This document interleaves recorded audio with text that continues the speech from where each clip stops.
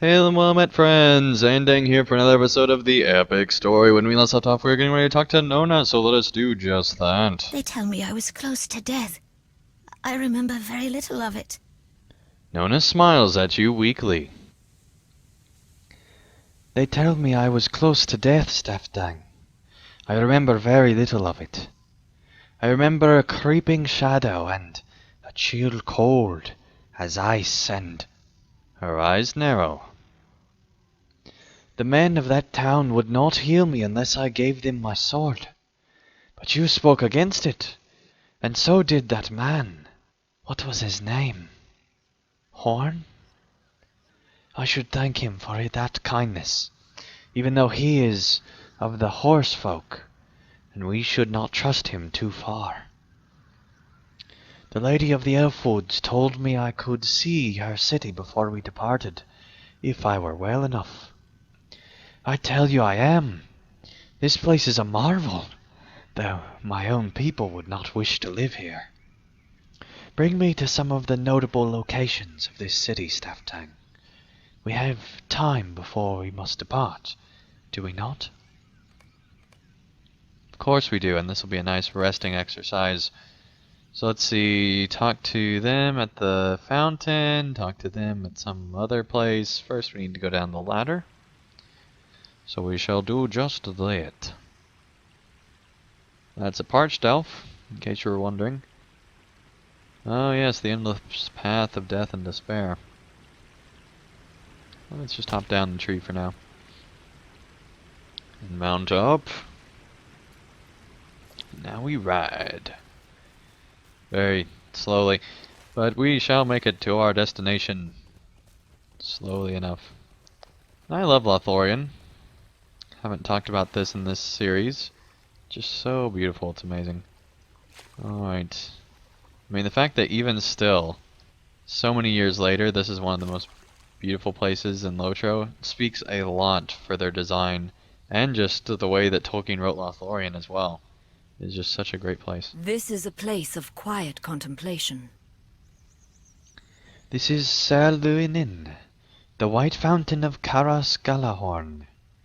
It is a place for quiet contemplation, where elves of Lorien are free to enjoy the sound of the water in the pool and the feel of soft breezes on the skin.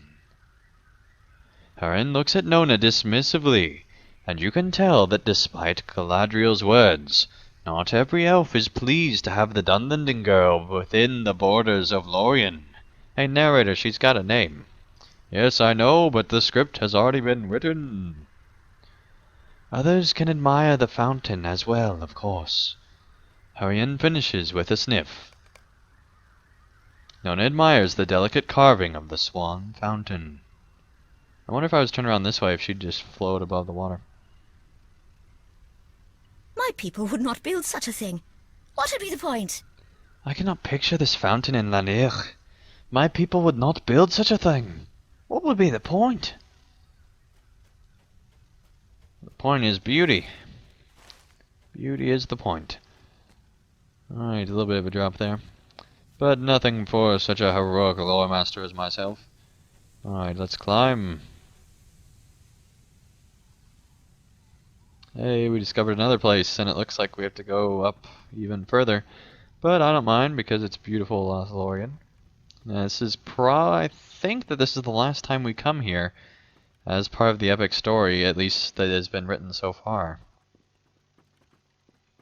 Definitely, assuming that I'm thinking right, the last time we come here in Volume 3.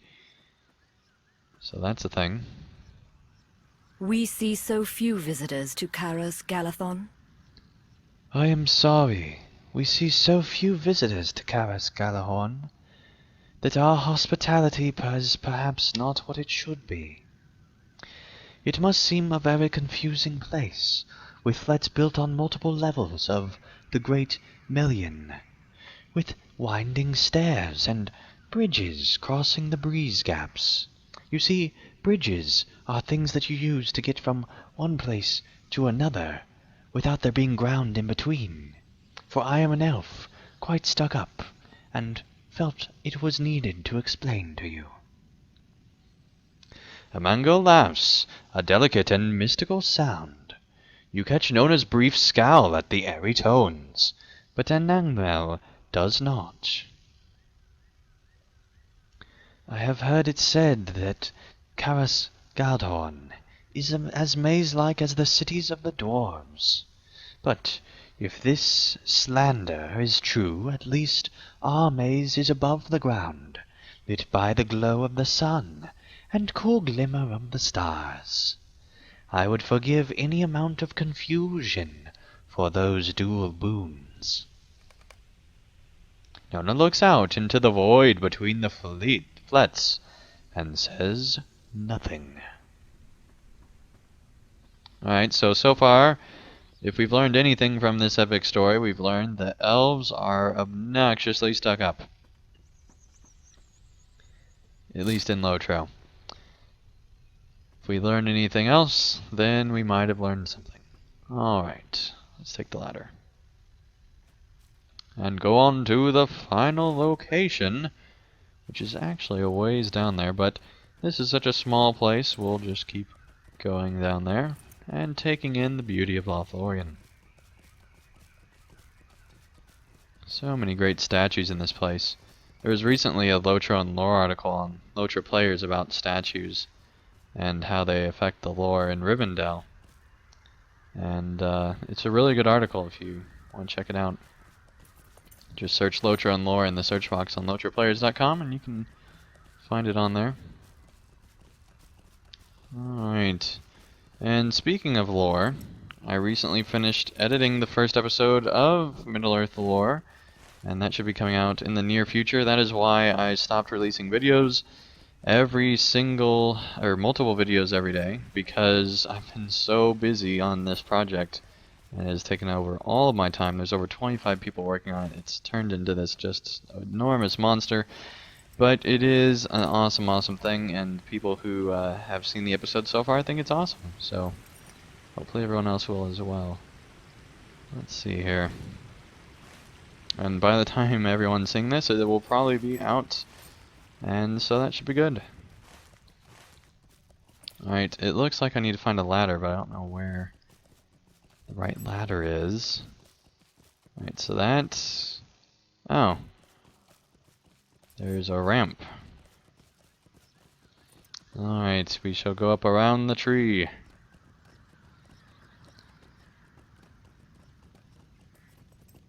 I always wish that there was a ladder right next to it, because I doubt that the elves want to endlessly walk up these things all the time. But I guess if you live forever, you got time for those kind of things. Like endless stairs. Hey, we discovered another spot that we hadn't seen before. That's great. Okay, let's see here. It looks like it's actually possibly up. Nope, it's right here. The Malon trees of Lothlorien are the mightiest to be found anywhere. The waning years of Middle-earth. In these, the waning years of Middle-earth. It was once not so. But the passage of time and the spreading of darkness has caused much that what was great to wither and diminish. So it would be with the elves, where we stay. Already we have stayed too long.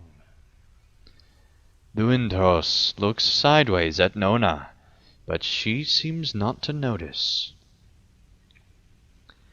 It will soon be the time of man, and who can say how that race will deal with the challenges that lie ahead? These Malon trees support the Telian Galadrim, the flets on which much of the work in our city is done. Without them, little could be accomplished. I hope the same will not be said of the elves when we have departed. Nona observes the mighty Malon trees, but says nothing. You know, the departure of the elves it's like if in our world all the old people left at the same time. And it was just left to the young people. Like, everyone over 40 just decided, oh, we're gonna totally sail to this other continent. You guys have fun now. That's basically what the elves are doing. And glad that's not happening in our world, because that would be kind of terrifying. Alright, let us see here. We should make our way all the way across to Galadriel in her garden once more. And that is a long, long, long way over there. But it'll be worth it. Alright, I guess it's not as long as I thought, because this really is a small little location. Alright, I think it's probably up. It's probably up. And around here, maybe.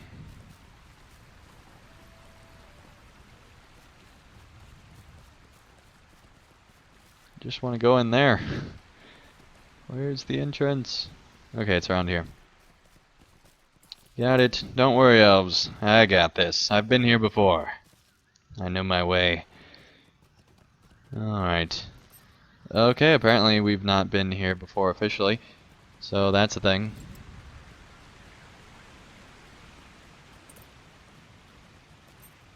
Hello, I Galadriel. hope you enjoyed your respite. It brings me sadness to tell you it must end. I spoke to you once of the danger that awaited our mutual friends on the road, Staftang.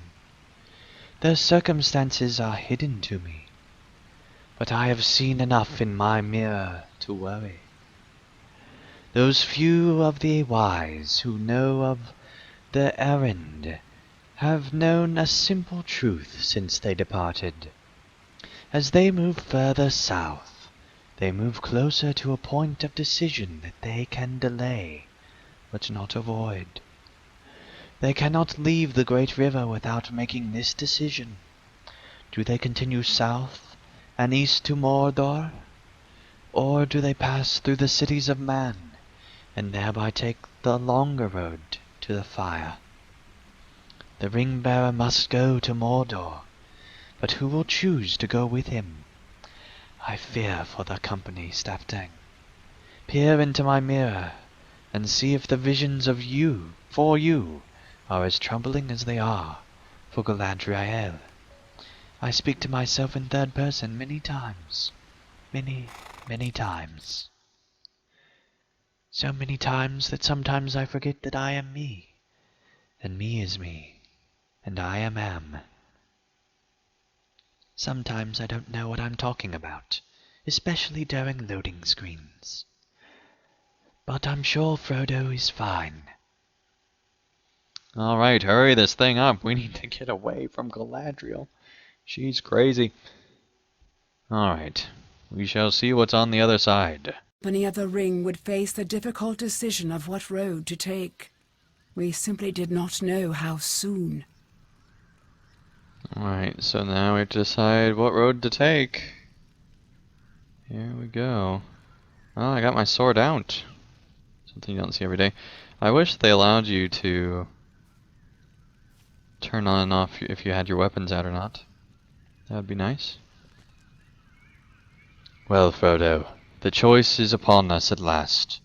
In Rivendell you were appointed the banner of a great burden, the bearer of a great burden. And this company has escorted you through the wilderness, beneath the mountains, and along the great river. All of us have done so in friendship, and with an understanding of the errand's great need. But now the path splits. Boromir has said from the beginning that this road leads to Minas Tirith, and the war against the shadow that must surely be coming. But that way is not the way to the fire, and it is to the fire that your burden must be carried. What is the fate of this company? Do we go to Boromir's city, Minas Tirith? Or do we cross the river and make for the land of shadow? What should we do? You tell me, future King of Gondor. Does no one wish to speak? Well, Frodo, you are the ring-bearer, and you must choose your own way. What is your decision, Frodo? You need time to decide. I understand. It is no easy decision. None of these have been easy decisions. If only Gandalf were here.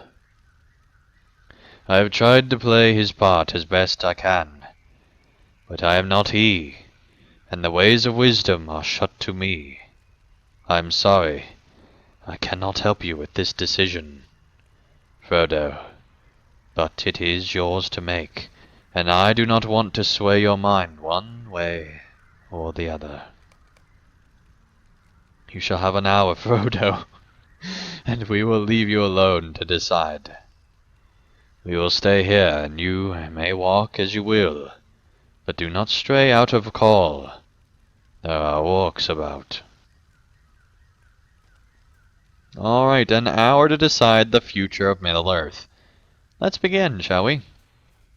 Walk northwest to Parath-Garon, so you may be alone with your thoughts. Thoughts of Elrond rise unbidden in your mind.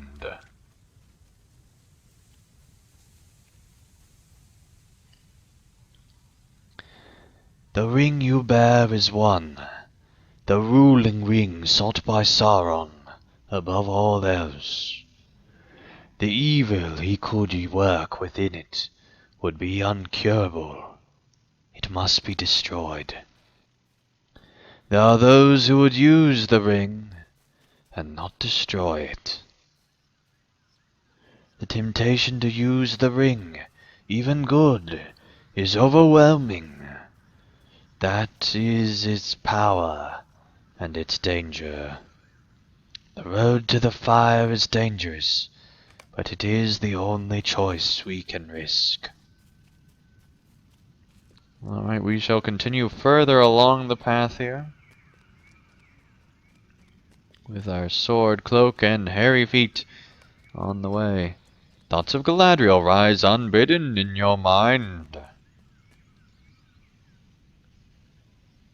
Some rings there are that Sauron never touched, and they were not used for evil. They were used for growth and prosperity, and much beauty was wrought with those. The 3 elven rings brought to this worthwhile group. You remember the look of sadness on Galadriel's beautiful face when she spoke of this in Lothlorien.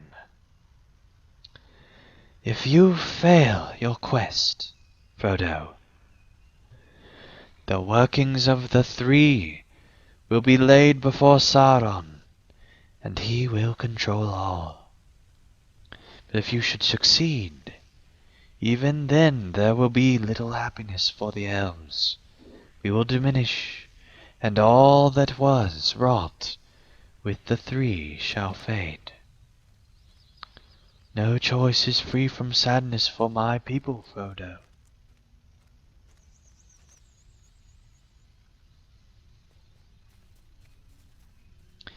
But Galadriel of Lothlorien would have happened what she should, even should it mean all her good works in Middle-earth disappear and are forgotten.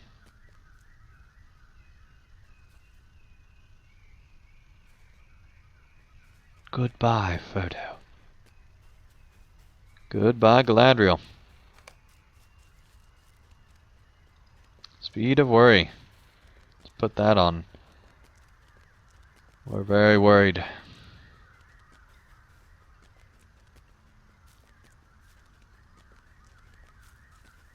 Yes, we are climbing the stairs, la-di-da-di-da. Thoughts of Gandalf rise unbidden in your mind.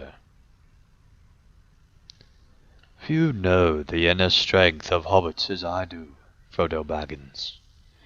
Many even among the wise would think the task too much for you. But I have seen the bravery of a Baggins when put to the test, and I know you will do what you must. The memory of Gandalf's warm smile fills you with a deep regret. Yes, there is sadness on any difficult road. You must prepare for more if you are to face what must lie ahead. Your friends are dear to you, but you must prepare for this truth, Frodo Baggins. Some of them may not return from this quest.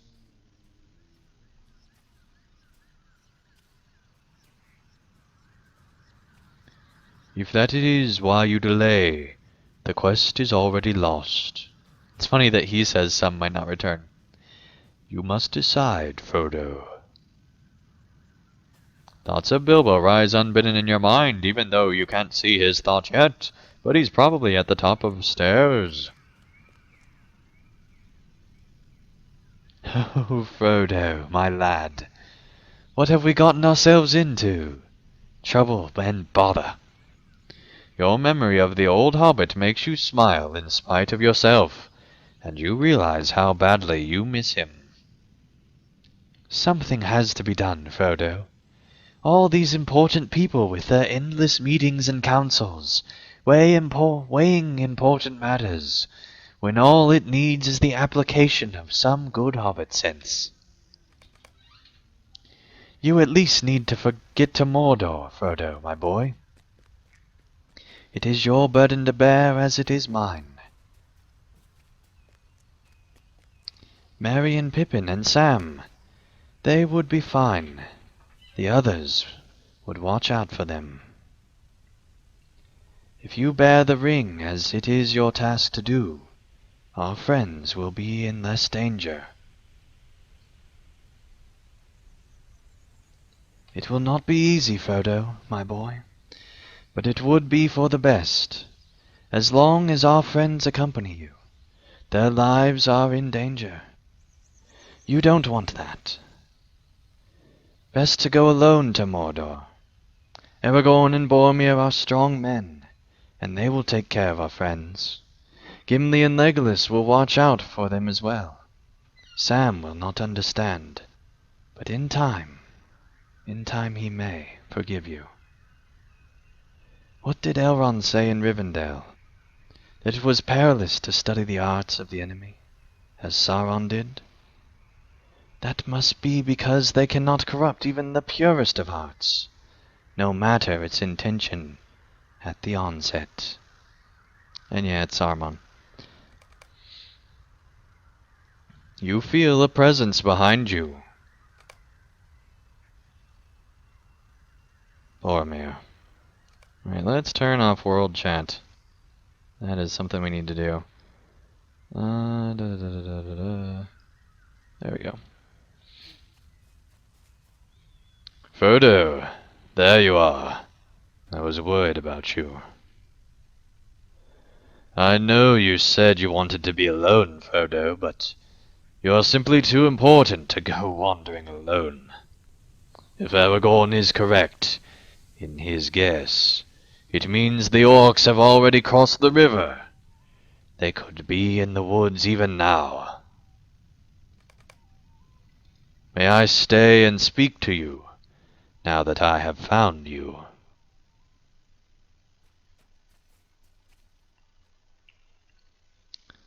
Back at camp, everything is endless arguments about where we should go. But you and I could decide much easier. With two, it need not be a tumult of voices.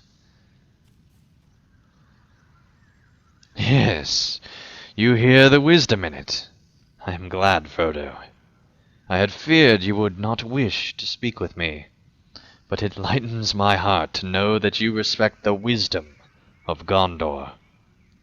For Gondor is where the greatest strength of men can be found, and it is where the Dark Lord's gaze is most drawn.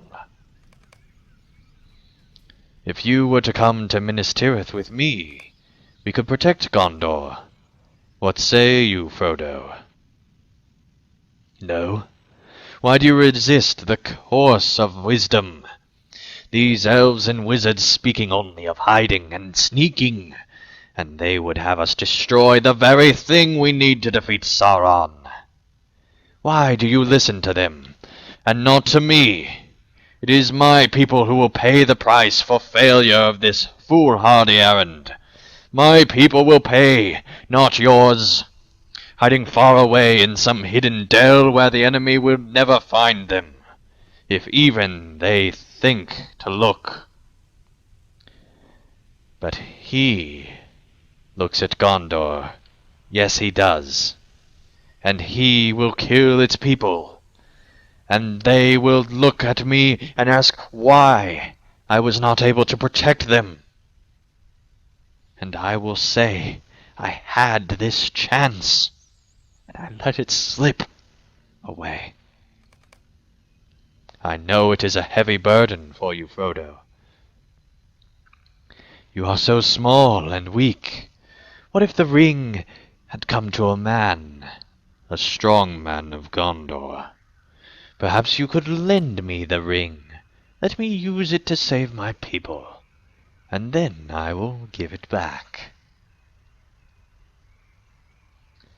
How can you say that? You have the very thing needed to defeat the Dark Lord, but you refuse to use it. You run knowingly to your death.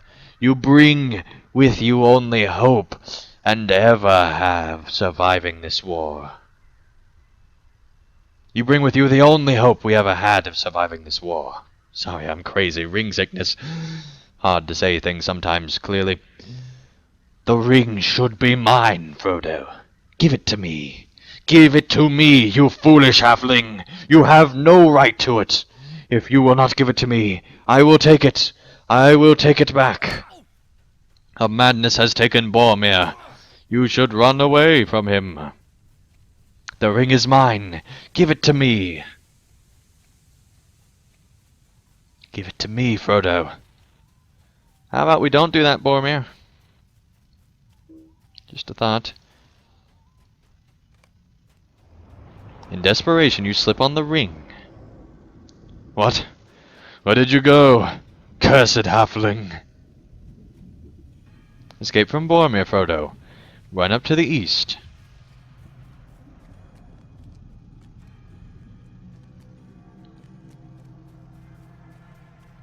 Run, Frodo.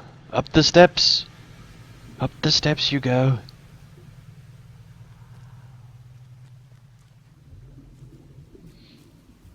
Alright, here we go. So go run. Boromir may not be able to save you, Frodo, but other things might.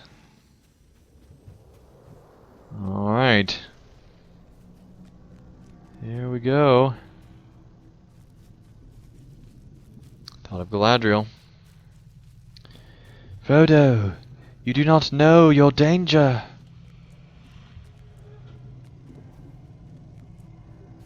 Alright, here we go.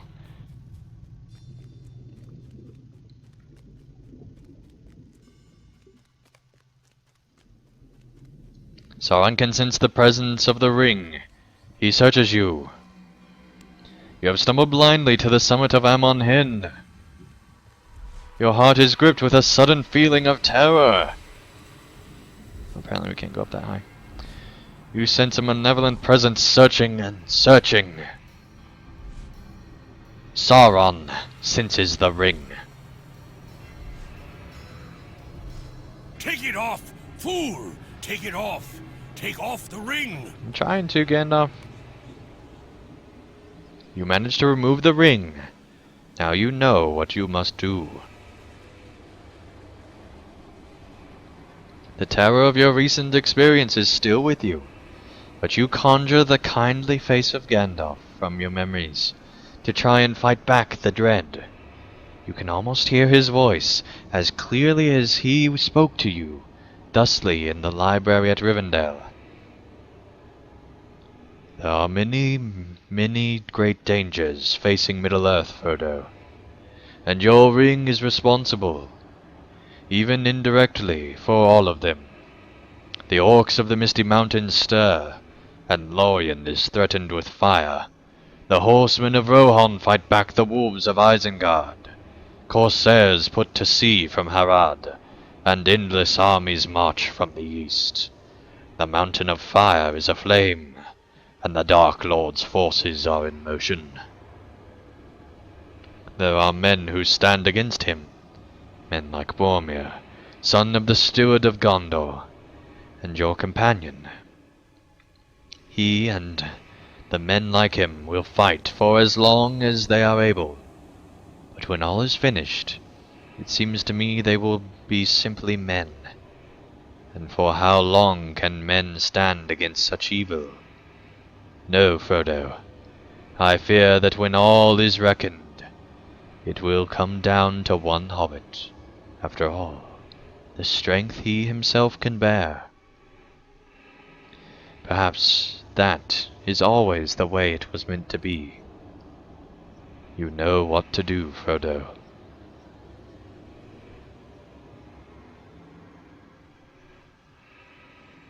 Okay. Alright, that's the end of the instance. Fantastic. Can't wait to go on to the next location. And I love the start of the Rohan story as we get into all the breaking of the Fellowship and all that stuff. It was set up really well by Great River as we follow that Nazgul that was shot down. But I'm excited to see what comes next. So let's finish off this quest with Galadriel. This is one possibility among many. It is a troubling one, to be certain. You tell Galadriel what you saw within her mirror, and a look of sadness crosses her face. The mirror shows many things, Staftang, and not all of them come to pass. But this is one possibly among many. It is a troubling one, to be certain. They may have need of your help. I want you to travel south along the river Anduin, Staftang, and to see what has befallen our mutual friends. None of the visions I have seen in the waters give any hope that they have avoided the dangers into which they walk. If you can aid them in even the smallest way, it may be enough. Nona should go with you, if she desires to do so. I have known her for a short time, but I do not think she wishes for anything but to adventure with you. Let her be an aid to you on the dangerous road. Alright, thanks for the morale and You will power. need a guide to bring you to the Falls of Rauros. But few of my people ever travel that far. No, do not shake your head in frustration. There is a guide who will suffice. His name is Cordane, and he is the elder brother of Siglilith. Galadriel smiles sadly. Yes, I see you remember our fierce champion.